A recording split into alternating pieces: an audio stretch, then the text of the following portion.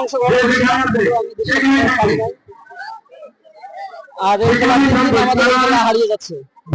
আমাদের এই খেলা অনুষ্ঠিত হয়েছে। ধন্যবাদ এই খেলা আয়োজন করার জন্য। কারণ যে মানুষকে বিনোদন দরকার, কারণ আমাদের পুরান ঐতিহ্যগুলো এগুলো সব নষ্ট হয়ে যাচ্ছে। কারণ এখন প্রায় দেখা যায় সব আধুনিকতা আছে। তাই আমি এই আয়োজন করার মাধ্যমে মানুষকে পুরাতন কিছু স্মৃতি স্মরণ করে দিতেছি।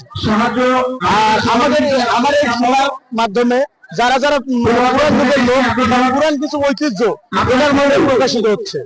তাই আমার এই খেলার মধ্যে সবাইকে একটা মেসেজ দেওয়া আছে যে সবাই পুরান কিছু ঐতিহ্য ধরে রাখতে হবে।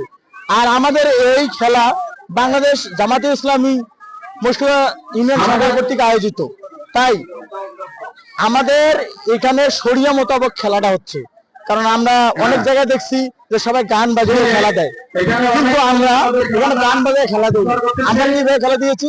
আমরা দিয়েছি যে গোয়াজ, গজল, কেরাত এর মাধ্যমে, মানে মানুষকে কিছু মেসেজ ইসলাম সবভাবে প্রচার করা যায়, এটার মাধ্যমে ইসলাম প্রচার হচ্ছে।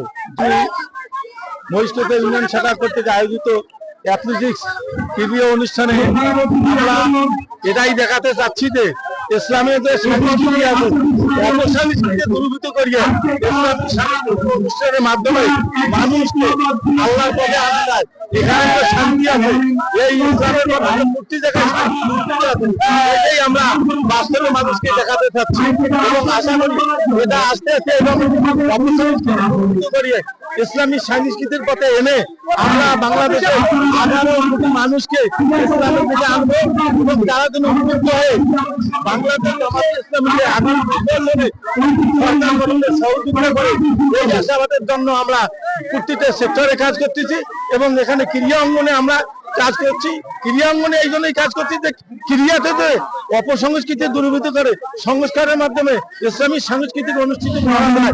ইসলাম সবকিছু আছে, ইসলাম যে একটা শান্তির ধর্ম, ইসলাম যে একটি পূর্ণাঙ্গ জীবন ব্যবস্থা, এরই প্রতীক হিসেবে আমরা মহিষকোটা এই বর্মতার গ্রামের ঐতিহ্যবাহী জায়গায় এই অনুষ্ঠানটা অনুষ্ঠিত করতে এই অনুযায়ী আমরা আশাবাদ ব্যক্ত করছি যে আমাদের মাধ্যমে এই অনুষ্ঠানের মাধ্যমে দেশবাসী সারা বাংলাদেশে এই গ্রাম বাংলার খেলাগুলোকে আবার ভবিষ্যতে আমরা ফিরিয়ে আনবো এবং ইসলামিক কি যে ইসলামকে যথার্থ করছে, আল্লাহ যে বিধান দিয়েছেন, মহৎ পথ প্রদর্শন করছেন, আল্লাহ প্রদর্শিত রসুল প্রদর্শিত মহৎ পথ অনুসরণের মাধ্যমে আমরা আল্লাহ রাব্বুল আলামিনের নিকট প্রিয় হব এবং এহলৌকিক দুনিয়ার শান্তি, পারলৌকিক জীবনের মুক্তি কামনা করছি।